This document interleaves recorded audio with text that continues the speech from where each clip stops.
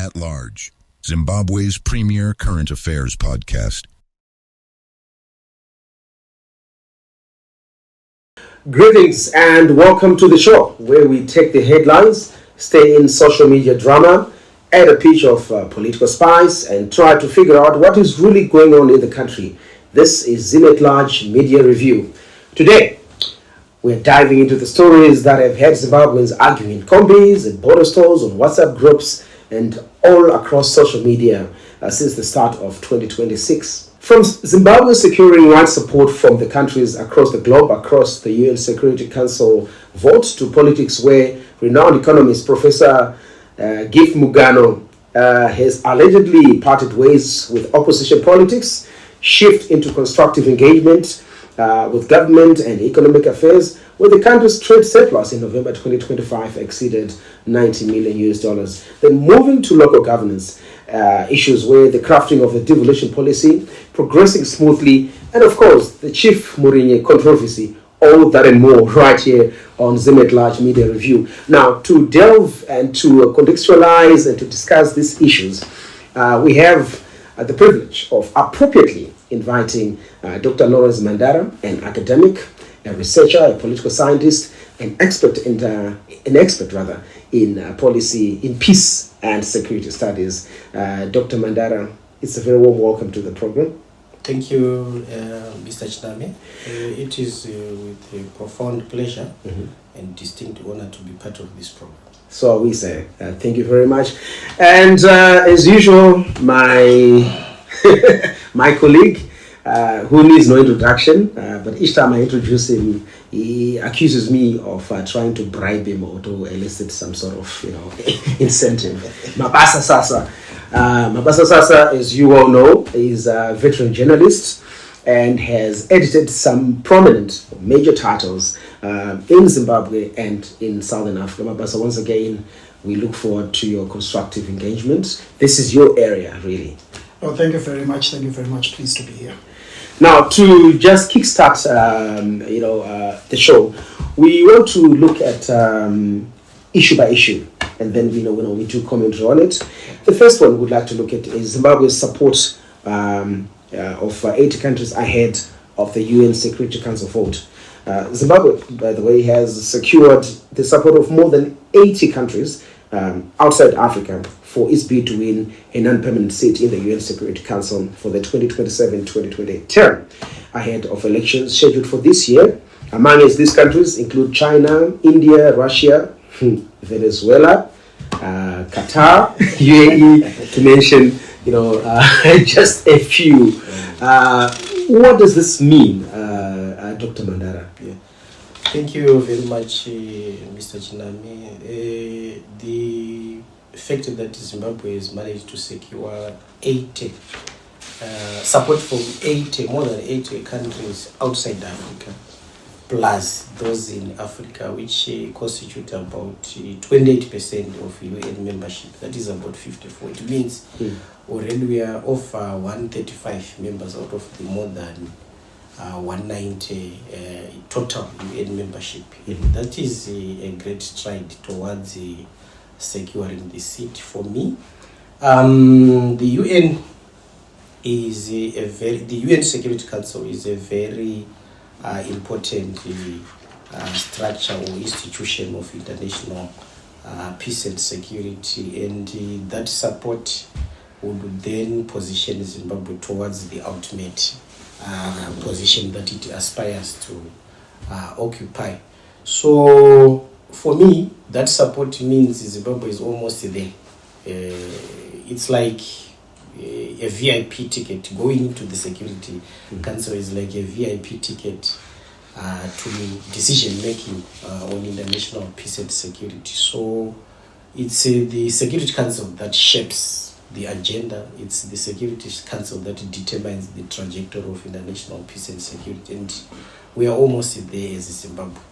The import of that support would also compel me to say, in the theater of global politics, we know very well that the script of peace and security has always been written in the ink of old empire. And with the Zimbabwe ascending towards that seat of the Security Council, what it entails is that there are two important things that we must take note of. One, it's a diplomatic achievement, a serious one, right? It represents a serious strategic maneuver in terms of Zimbabwe's statecraft, to make sure that they convince the majority of the UN members to support its bid towards the seat. And in the second perspective, we see this as a reclamation of space, which Zimbabwe has been deprived over a long time. So, for me, we are seeing a transition, a movement whereby a state which has been confined to the periphery of the global map of peace and security now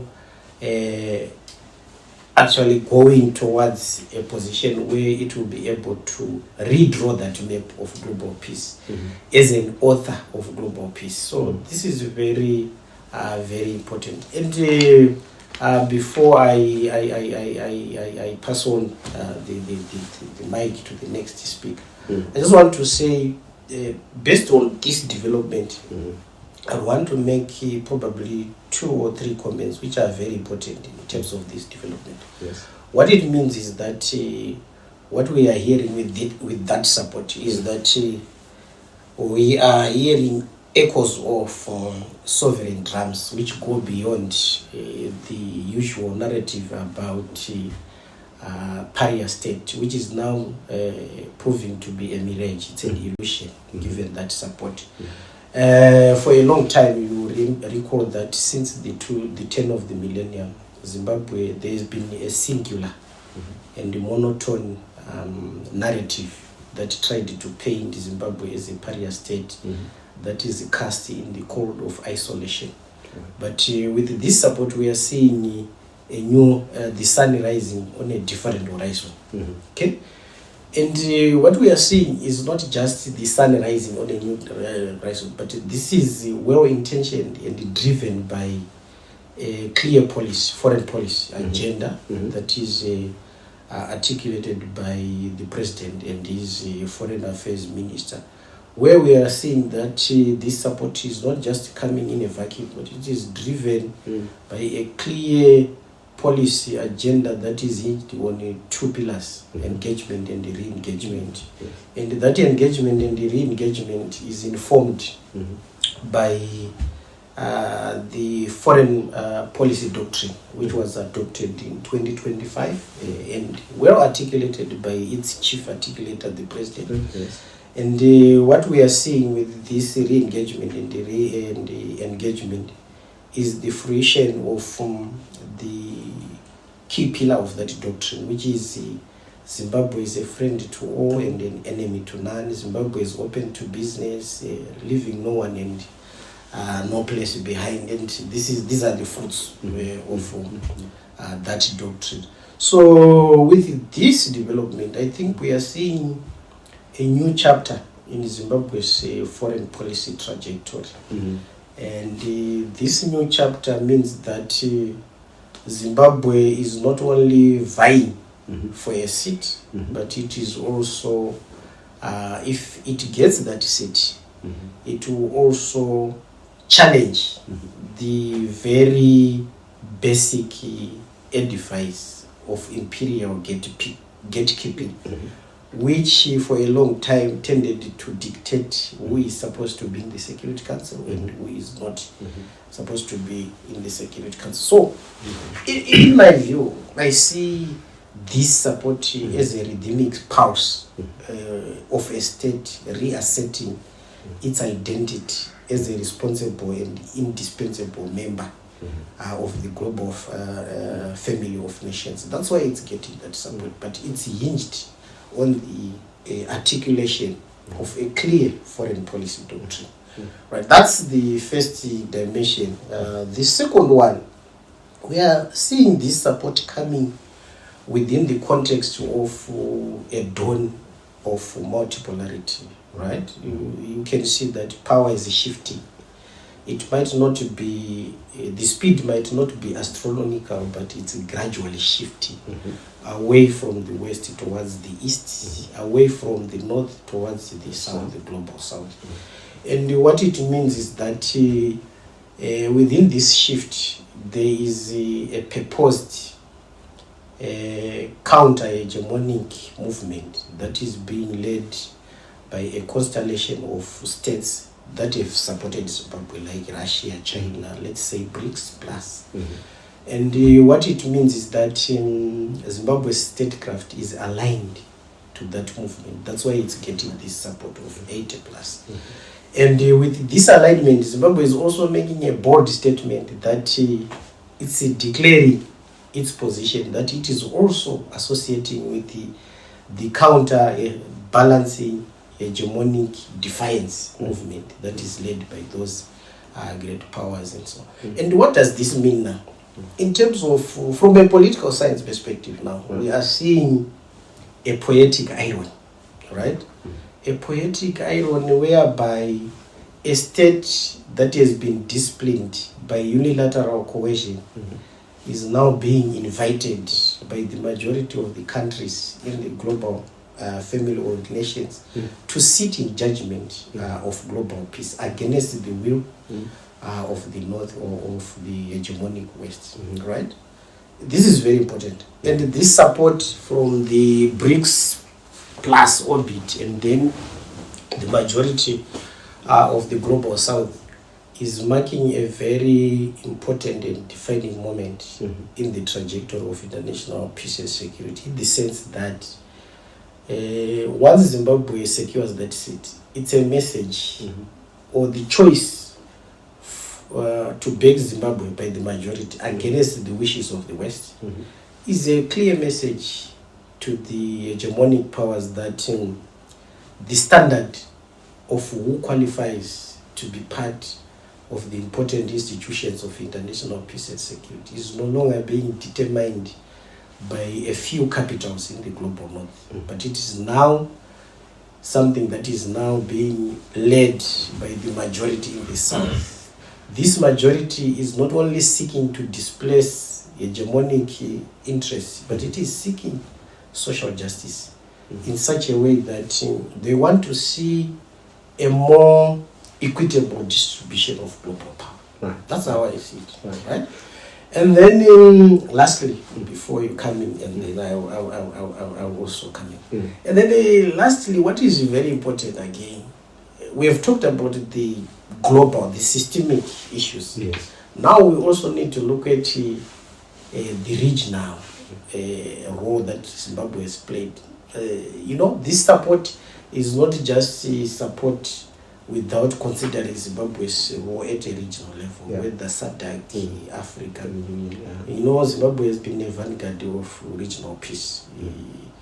Zimbabwe is not coming or bidding for the UN seat without anything to offer within that structure. What is its gravitas? Yeah, Zimbabwe has got, it carries a shield that is forged in the fires of regional service, right? You recall that recently Zimbabwe was President Mnangagwa was the chair of the SADC 2024 to 2025. Yes. Not so long, he was also the chair of the organ, which is mandated with dealing with all issues to do with the regional peace and security. And under his stewardship and strategic direction, the stabilizing currents of diplomacy were felt in the hotspots of conflict, hotspots of Cabo Delgado, Eastern DRC. So we are saying what this means is that the support for Zimbabwe is then predicated on that immaculate regional service, which would then transition Zimbabwe's bid for the Security Council seat from one of prestige to one of testimony of capability. So that's very important for me. So I think that's That's my comment for now. Thank you, Doc, for that more elaborate explanation and interpretation of events. From isolation, years of global isolation, to being invited to sit at the table. Mabasa, what's your take on this? This shift from global isolation, many years of global isolation and demonization, to saying, Zimbabwe, you may now come and sit at the table. But remember, Zimbabwe is for years been crying out loud to say, we just don't want to sit at the table as a mere token.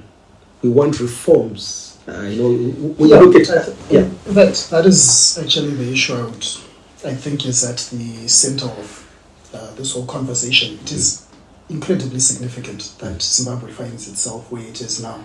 In fact, to find itself underplays the immense work that has been going on in the background in terms of diplomacy. But more critically, what is the UN Security Council? I mean, this is a non-permanent seat. It has no veto power. The UN, we know, is a construct of post-World War II geopolitics. Sure. And we have the Ezulwini consensus, where Africa is asking for, two permanent seats, 5 non-permanent seats, 2 permanent seats with veto power. Zimbabwe going to the UN with a non-permanent seat, that has no veto power. Some people look at that as, maybe this is just an ego trip by Zimbabwe. What is the significance really? It's mere tokenism, is it? Outside of reform of the institutions of international governance, does the UN really still have power in the world? We were laughing earlier when Venezuela was mentioned. We just saw what happened in Venezuela. We have a Security Council, a permanent member of the Security Council, going into a sovereign country, taking its president, going away. And the UN, the best it can do is to issue a statement. So does this provide Zimbabwe maybe with an opportunity to push this agenda for the Ezulwini consensus, for a reform of the institutions of international governance? For me, I think that is where the real issue is. Is it because Africa is not united enough that we have been unable to reform these institutions so that Zimbabwe's seat at the table becomes something more significant than a symbolic thing? I don't know, from an international relations perspective, is this something that we might see happen in the near future, or America's unipolarism will just get worse and worse? I think what we are saying is the support to Zimbabwe against the opinion of the West is basically an aggravation of multipolarity. And with the Zimbabwe, just to relate it to your intervention, Mabasa, and with the Zimbabwe in the Security Council as a non-permanent member, I think I can predict that, given the reputation of Zimbabwe and what it stands for, I can predict that Zimbabwe will become, obviously, a vessel for the implementation of the Ezulwini consensus. The consensus is almost 25 years old, more than 25 years old, because this is a 2005 thing. But what is important is that the consensus was based on historical realities, as you said, and I think it's a united position which Zimbabwe must resuscitate and potently propose that it be implemented, especially given the fact that history is the reason why we have this consensus. In 1945, most of the countries in Africa were still colonies, and they were not represented at Potsdam Conference in San Francisco, where these UN structures were then erected. So even when in 1965, the last time when the Security Council was reformed, Africa's voice within the UN structure remained subdued. So it's time for Zimbabwe, given its reputation, to deal with the historical injustices. One of the historical injustices is that the UN security institutions and structures are modeled around the colonial philosophy.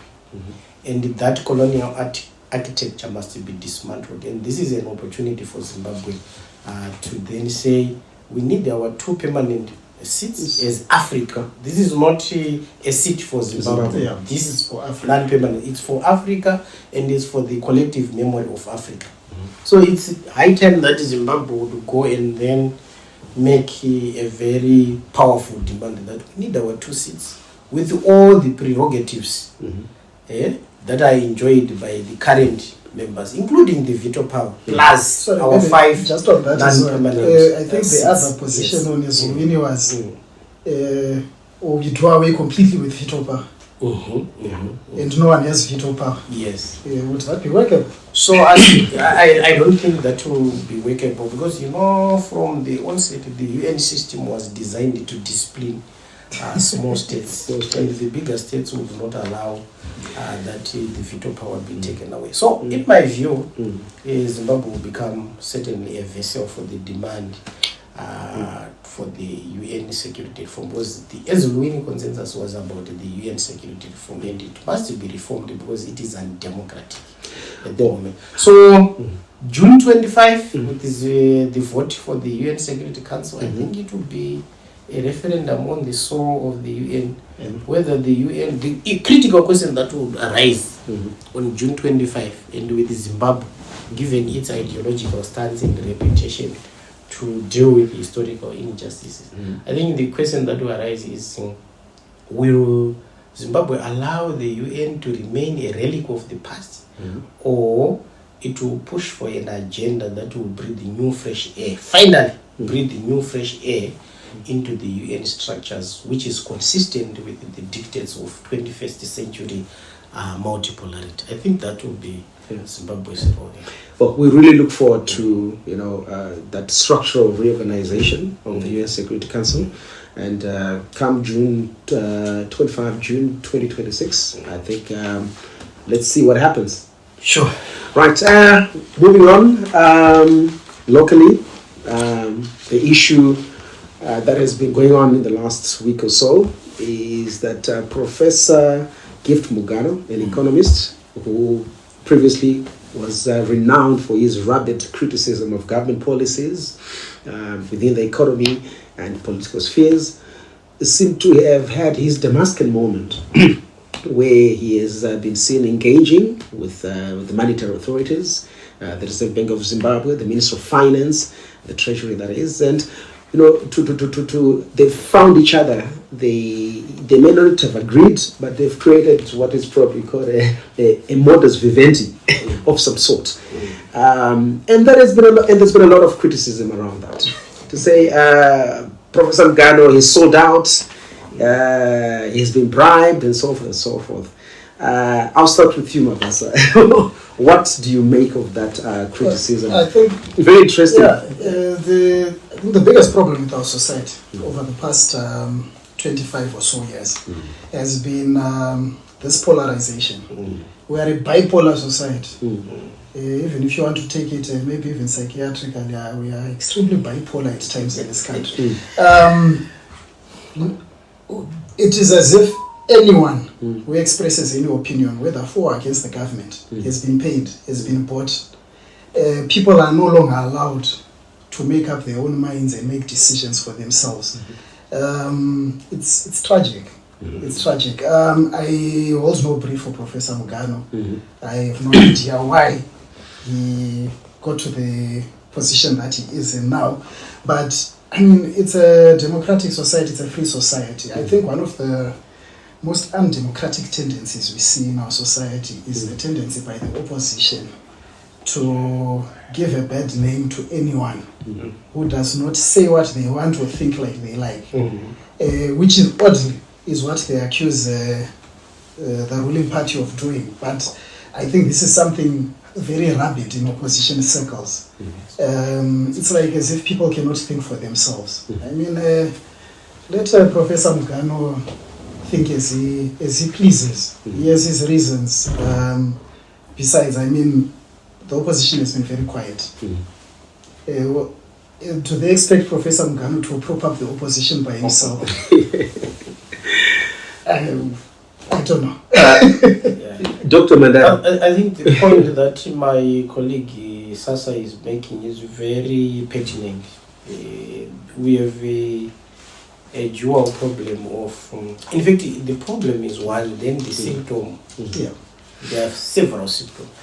The problem is one of polarization, and streaming from that, then is the issue of bigot. We are increasingly becoming an intolerant society, especially if we look at the opposition activism that we see. And I think it's very unfair because, as he has said, Zimbabwe is a constitutional democracy. It's very unfair for anyone. I'm not just talking about Professor Mngano, but anyone who makes a choice is making a choice within the rights that he is supposed to enjoy in terms of the Constitution as guaranteed by the Constitution. You know, what Professor Mngano did is a vote of confidence on the government. It's a vote of confidence on the government or the party that is constituting or forming the government, which is ZANU-PF. So that vote of no confidence was made in full view and full understanding of his democratic rights. You know, our constitution is very clear. Section 58 guarantees freedom of association. Anyone is free to associate with any individual or political group. Right? In Section 68 also guarantees the right to freedom of conscience, right? As long as his beliefs, his values tell him that it's now time to pass a vote of confidence in the policies of the government. That should not be taken as a verdict for declaring war against anyone who exercises his or a constitutional rights. I think we need to just understand that everyone has got his freedom to make a choice to associate with whomever they want at any point in time, and we must not crucify anyone for that. In fact, I think it also speaks to the creation of an environment where people actually feel free to be able to say, yes, I used to think this, but now today I think this. It says something about the environment that government has created, where people are free to exercise those rights. So that in itself, I think, is a vote of confidence in the government. Yes. Well, in my opinion, I think that, and this applies to a lot of other people who criticize certain aspects of government or whatever, from a pedestrian perspective, you know, without having full knowledge of what is going on. And what Professor Mngano has done is that he has engaged the Reserve Bank of Zimbabwe, he's engaged the Minister of Finance and Economic Development, and they've gone through everything to say this is what we are doing.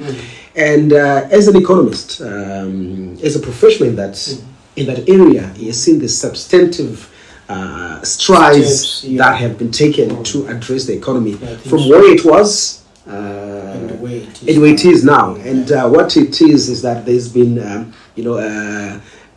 a very evidentiary steps that have been taken to address the economic crisis that was there, and in pursuit of Vision 2030.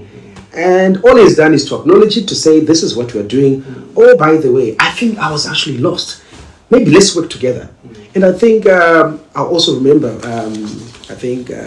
presidential deputy chief secretary for presidential affairs says, look, there's nothing wrong, and I'll quote, this is from Twitter, so there's nothing wrong with someone engaging with government and contributing, because you can be anti-government, not really anti-government, but you may not agree with government, but if you want to contribute, do so. Yeah. And no one really is disallowed from making their contributions. In fact, those offices are open. If you have something to contribute, make your contribution. Yeah. I think an important lesson emerges then from this discussion about Prof. Mngano leaving this camp and joining passing a vote of confidence in the government and the ruling party. The important lesson that emerges is very simple, that probably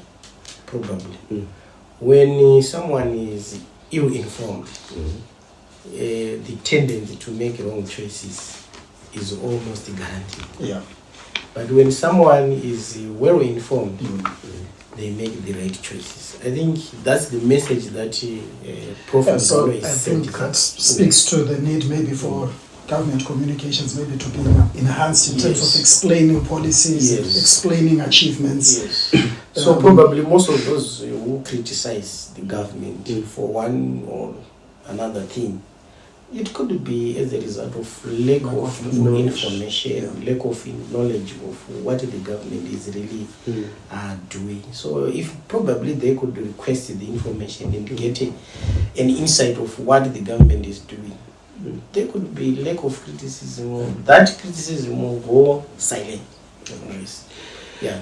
Moving on, Zimbabwe is set to lead Africa's lithium production by 2030. And Zimbabwe is emerging as the leading lithium producer in Africa by 2030, driven by surging global demand for lithium, fueled by the rise in electric vehicles and battery storage, amid the global shift to clean energy, according to the State of African Energy 2026 report. So Zimbabwe on the way to becoming, the global biggest producer of lithium by 2030.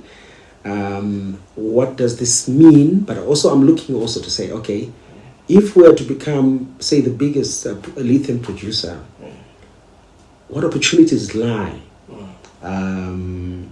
for Zimbabwe in terms of its economic growth and so forth and so forth, Dr. Mhandara?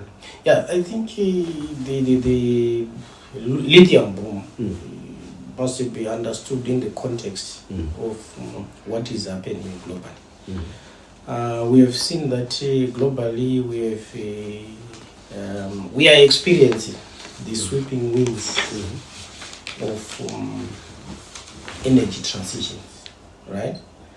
Whereby the world is seeking to shed its carbon-heavy skin, right, in favor of green, the new green order, so to say. Right? So with the lithium at the center of that transition, it then gives Zimbabwe an opportunity to become the heartbeat of that transition. Okay? So this report, which is saying Zimbabwe is going to become one of the leading producers of lithium by 2030, for me is sovereign prophecy. It's sovereign prophecy. What it means is that the land that we used to just look at and search for other minerals is now giving us, as Zimbabwe, the white gold of the 21st century. Okay?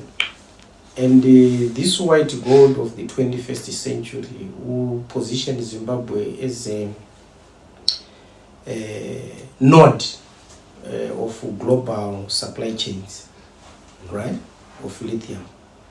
And I think with the Bikita Minerals, with the Acadia Prospect Mine, I think that position we are already feeling it. We feel we are almost there.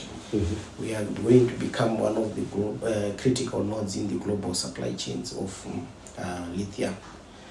And then in terms of how this is going to benefit us, I think the president has already taken a principled position that it's a policy anyway, that we need to move away from exporting rocks. We need to export value. That's why he has banned the export of raw lithium and encouraged the export of what? Processed goods, batteries, and so on, so that we become the electro-state that we want to become in this global energy transition. Once we have our lithium beneficiated within Zimbabwe, I think the benefits would naturally accrue in terms of tangible economic growth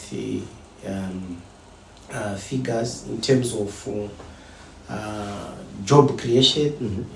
With the value addition, you are creating more jobs rather than exporting raw. And with that happening, I think we'll see a country, a state which was previously in the periphery of the old energy, now becoming one of the centerpieces of the new green order. I think that's where we are going. And we are going to use this lithium value to support our infrastructure projects. Remember, we have got a sovereign agenda to revamp our infrastructure, which had been neglected for several years, including in urban areas. These are the sources of the infrastructure projects, support our infrastructure landscape and so on and so forth. I think that's where we are going. We are going to realize those benefits from this boom. I think when you raise the issue of value chains, I think there's an aspect that I don't know, maybe it's me who isn't been reading enough, but I think there's an aspect that seems to have been neglected.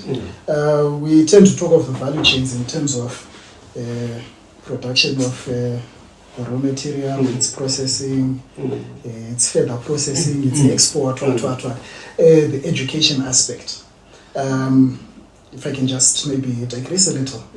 Towards the end of last year, I don't know if you came across it, there was a lot of noise in Nigeria over some plant that Dangote was building there. And apparently he imported a lot of Indian engineers and technicians and things like that. And for me, that is where the value chain also really has to start, at the education. Our institutions geared towards producing graduates who can participate in these value chains, right from the start, right up to the end. Or are we still just producing civil engineers like we used to? And yet our infrastructure is changing. Are we producing mining engineers who are geared towards nickel? And yet we are moving towards lithium. So for me, I think that is something that the country really needs to be looking at. A value chain that includes education, or rather that starts with education. You're from the university. Whilst you may not have the brief to speak for the education sector, but are there any strides that have been made? I know Education 5.0, I think is taking one of those initiatives to actually incorporate some of those things you're saying. I think in the context of Education 5.0, one of the issues that have been emphasized is value addition. I think the curricula is being adjusted towards that, because what we want to do is to align education with national policy priorities. I have already alluded to the fact that the president is keen on not only exporting rocks but exporting value, and what he is saying is a very big political statement to say we are now moving away from the era of extractive colonialism. We want to put a gradual end towards the extractive colonialism. Zimbabwe, with these strategic resources, cannot continue to be a pit in the ground for the consumption of the North. How do we do that? We need to add value to our resources. So I think the education system is gradually aligning towards that. Right. In your submission, you spoke about I think social infrastructure development is top on government's agenda. So indeed, urban renewal is in line with the National Development Strategy 2, which runs from 2026 to 2030. Government is prioritized a comprehensive urban policy designed to radically modernize the nation's architectural and social landscape. And this initiative marks a transition from the establishment of NDS 1 to a phase of massive infrastructure consolidation and socio-economic transformation. And already, I think the nation has also captured that. You see, there's a lot of construction and beautiful infrastructure, coming up. And also new settlements coming up. What is your take in terms of government's thrust towards social and architectural renewal, urban renewal? What does this mean for Zimbabwe? really.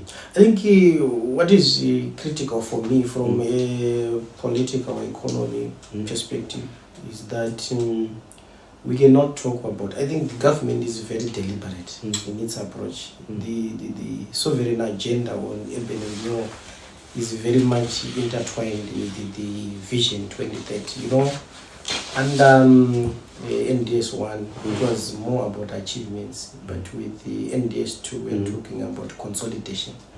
But how do we consolidate when we have a infrastructure that is not up to standard, dilapidated, befitting of an upper middle income economy by 2030? So the government is looking at all this, and it has located the gaps that we cannot do everything else and then leave the urban areas behind. The issue with urban areas has to do with the historical reality of erratic service delivery by opposition parties, and the government is coming. Sorry, I think you are being kind by saying erratic. Very erratic, non-existent, so to say, for the lack of a better word, non-existent, but in most cases very erratic. So the agenda to renew urban infrastructure is basically a bold statement, well-intentioned statement from the government that we need to reimagine the urban area as a living and breathing human settlement where life is safe, where life is resilient, and where life is inclusive, in line with NDS 2. Hence now the introduction of smart cities, smart living. Yes. So it is about how the opposition failed to deal with the infrastructural issues and neglected the urban areas, that the government has seen it fit that if we are to achieve our objectives under NDS 2, Vision 2030, we need to come in. So it's that responsibility which has been neglected that the government is now coming in to take over, in my view. Yeah, and I think the biggest concern for most Zimbabweans, urban dwellers, would be ensuring that this renewal touches, in particular, our high-density areas. Issues of low-cost housing, issues of access to water, sanitation, those, I think, are the major issues that any urban renewal agenda needs to get. We wouldn't want to get to the point where, I think in the 1960s, 70s, New York, Harlem gentrification, where essentially the supposed renewal tended to push out your lower income earners who then cannot afford to pay the rates and the rentals in supposedly renewed urban spaces. So really, I think any urban renewal agenda should really focus on your low income earners, your most vulnerable people. And then I think this essentially speaks to the government taking over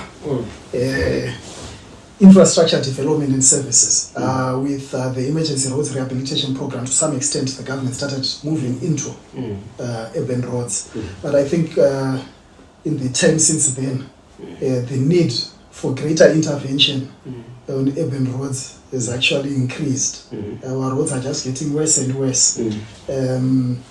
I know it's something that the council doesn't want to hear, but in my view, really, I think it's maybe time they admitted failure and simply let go of the roads and allowed the people at Ministry of Transport to do in the cities what they've been doing on the highways. Yes. But hold on. Also coming up is the devolution policy, which is going to come in full throttle, which is going to really enhance service delivery. That which we're talking about. I think with the devolution policy, which is in the making, I think it will address all of that. And to an extent, as long as the people who are running the cities are either incapable or unwilling to do what they're supposed to be doing. you could find that your devolution policy is going to benefit our peri-urban and rural areas more than it will benefit our urban areas. I think I would need evidence right now to hear how our urban municipalities have been dealing with the aspects of devolution, with funding that comes from devolution. Because my fear is that we'll be just giving more money to people who are not doing anything. Who only think of having high perks and all that. Yeah. But no, as a policy, in principle, devolution is brilliant. It's brilliant. It puts power in local hands. But what are we going to do with that power? Dr. Mhandara. Devolution. Yeah. Okay. What we are seeing, there is a bill, right, which is currently under consideration, almost legalizing. It will make devolution not as a policy option, but as a binding legal reality. That's very important. That's the importance of that bill.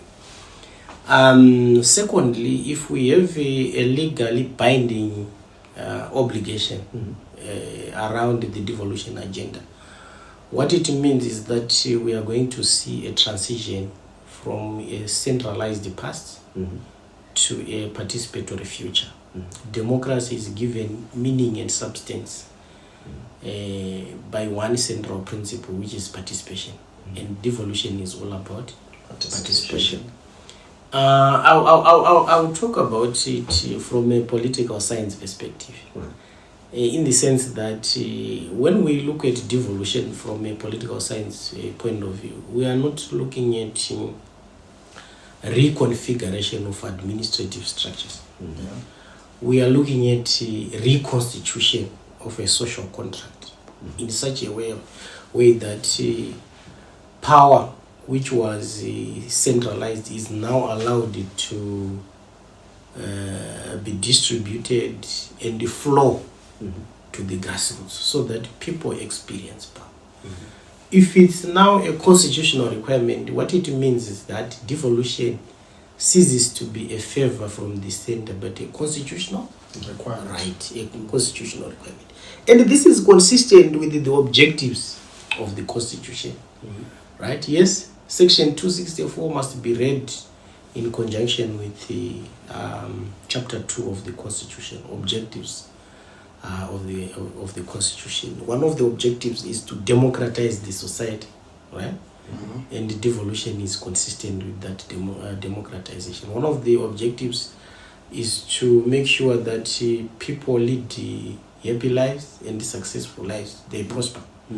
And we think that this agenda of devolution would also support that objective, because what it means is we are going to realize or to feel the concrete expression of the president's philosophy that it will be built by its own people at the district level, at the ward level, at the village level, with their own priorities and at their own pace. That's how important this devolution is. Devolution is also a promise of the decolonial period, that when we are independent, people are going to make decisions that are going to affect their own lives, right? So this is a fulfillment of one of the decolonial promises, that the people should be able to rule themselves. Not just in the political sense, but also in the financial sense. They must determine their priorities. It's a challenge, because centralization by its nature is one of the artifacts of colonialism. It's a legacy of colonialism, because they were so obsessed with the power and they wanted to control everything from a distance, right? But now devolution agenda, the constitutional agenda, Section 264, is undoing all that and making sure that democracy is given meaning and substance through the participation, direct participation of the people. So I think this is very important, and the fact that it's going to be legally binding makes it everything important, in my view. Thank you for that contribution. Schools opened. Yeah. Yes. It's not something Last we like to dwell on. Yeah. Why? I mean, so many issues to do with schools opening. I know Form 1s, for those that are going for Form 1s, Grade 1s, it was really crazy. But, one of the things that that was also quite telling was that most schools have created cartels. Cartels that dictate where you get certain pieces of, say, school uniforms or stationery from particular outlets or suppliers, but at a Very exorbitant. very exorbitant, almost extortionist, right? And you can't get that item. It seems like there was some deliberate attempt by certain schools to milk parents out of their hard-earned money. And of course, the Consumer Council or Consumer Protection Commission issued out an advisory on that such practices were not only criminal but were also illegal. And I think that intervention was very timely, but its implementation was really something else. And I know a lot of parents were caught flat-footed, unprepared, and so forth. Mabasa, I'm still feeling the pain. You were complaining. You were complaining, and please pour out your sentiments. Well, no, I think really one of the big issues we have in Zimbabwe, I don't know if it is a consumer culture that we have generally. We accept bad service, whether it is in a supermarket, in a bank, at a tuck shop, at a bottle store. The person behind the counter is tended to be the one who will tell you how you are going to enjoy your time in that establishment with your money. You can easily be told that I'm on a phone call. Stop disturbing me. I will deal with you when I'm done with my phone call. So it's something I think that cascades to all aspects of our consumer culture. The schools naturally have adopted that.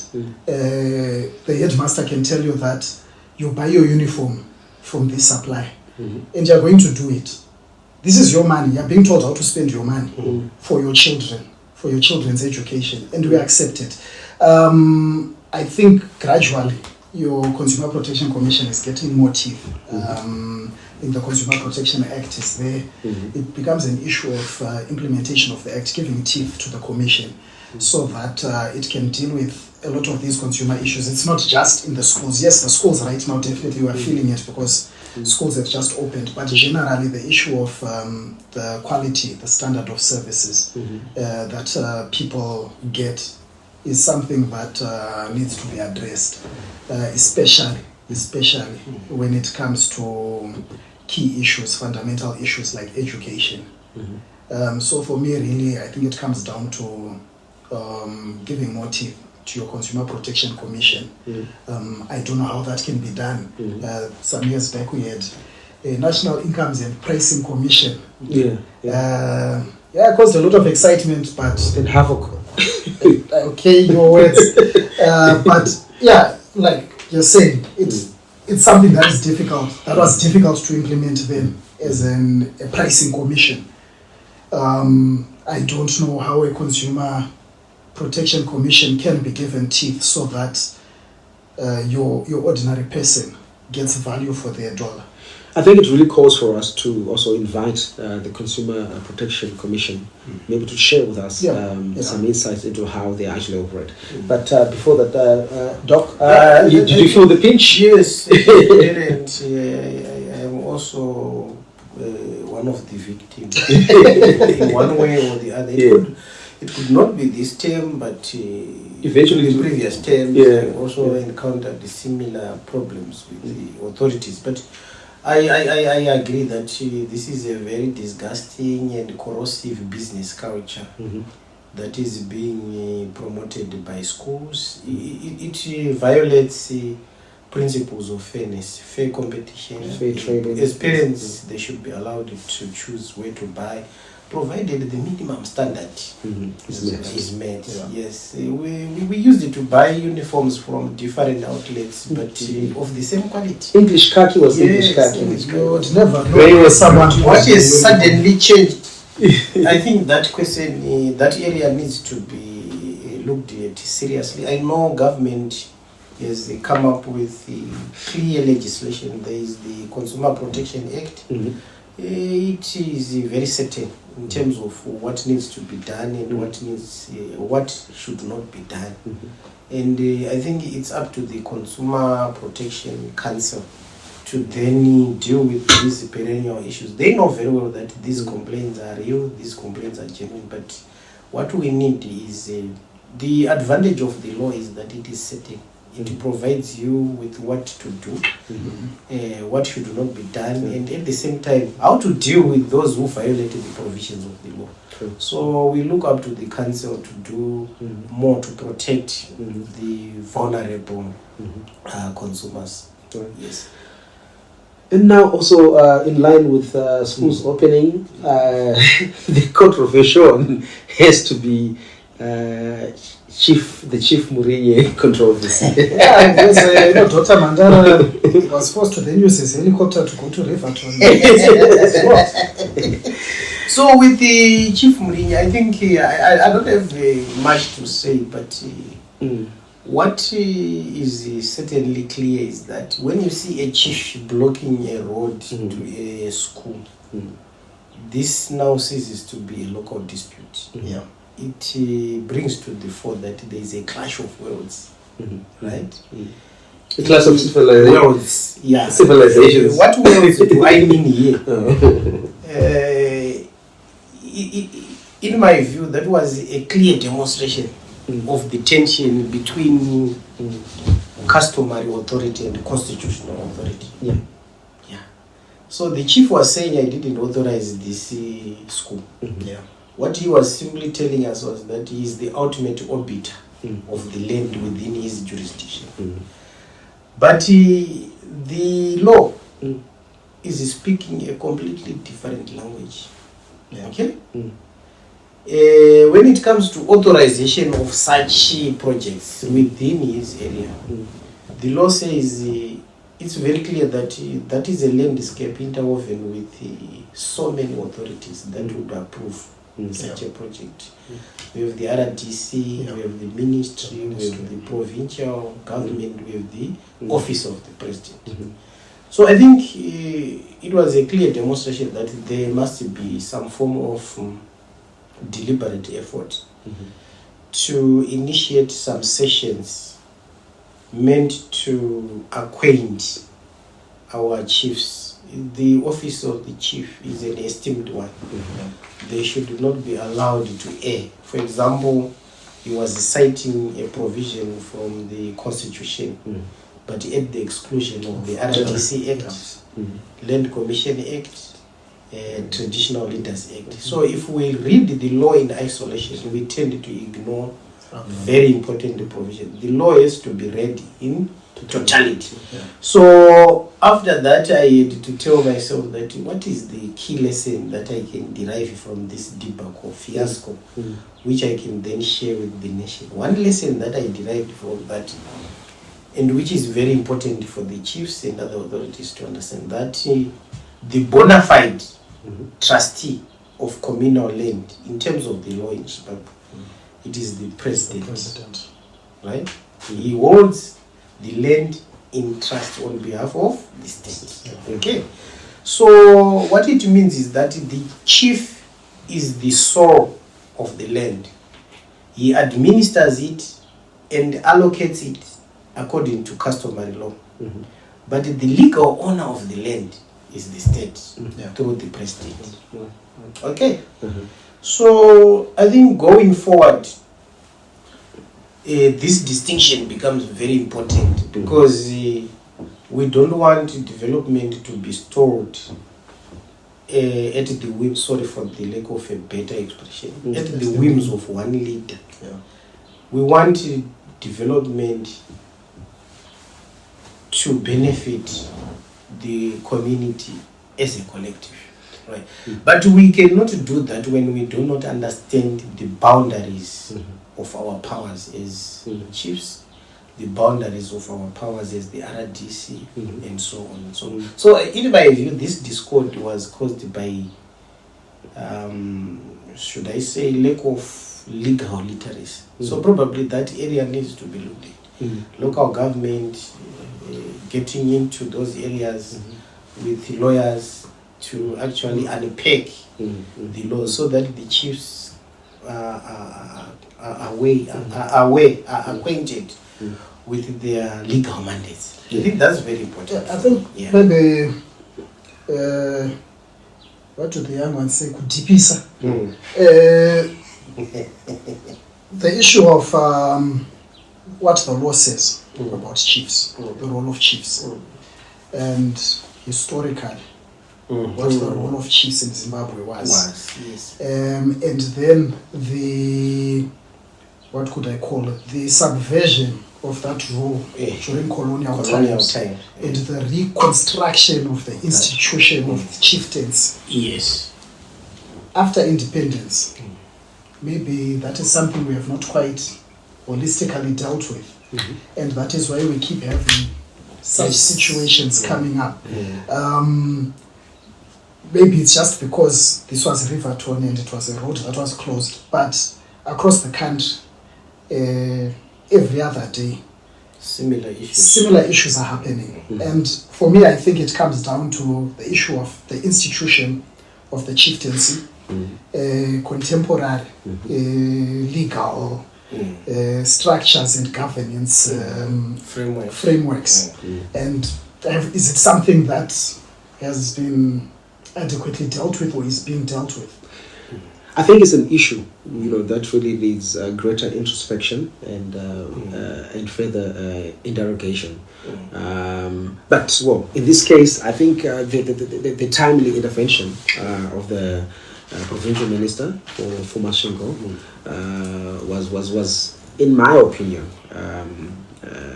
I think quite fair and progressive in the sense that on the one hand, parents have paid their fees and the kids, Form 1s, are ready to start school and then they're stopped and everything else. So he allowed that to happen whilst certain procedural issues were being taken into consideration, the registrations and everything else. Although Chief Mourinho, I think in his opinion, felt that that was not enough. We understand he's made an appeal to the IS office for consideration. But look, that's another story for another day. But gentlemen, I think this comes to the end of our a review of issues that have been happening in the media, of the headlines. We also look at what's happening on social media, the major newspaper titles and so forth and so forth. And so we're able to bring these issues, bring clarity, and also, bring certain perspectives, different opinions, cross-sectional issues, and this is where we are. And so we look forward to having another edition. Dr. Mhandara, just your final word in parting. Thank you very much for coming, and we look forward to having you again. No, thank you very much, Mr. Chiname, for inviting me. I look forward to the next installment. Thank you. All right, and Mabasa, you'll have the final word. No, thank you very much. It's been a pleasure. Anderson. Let's go back to Riverton. All right. So that's it from us at Zim Large. This has been a special edition of Zim Large Media Review, which will make bi-weekly, by the way, and we'll then get to look at all issues across the board: social issues, political issues, entertainment, and so much more. Be sure to also catch us on social media handles. That's Zim Large on TikTok, on Instagram, on Facebook, on WhatsApp, And be sure to catch us then. Until then, cheers for now.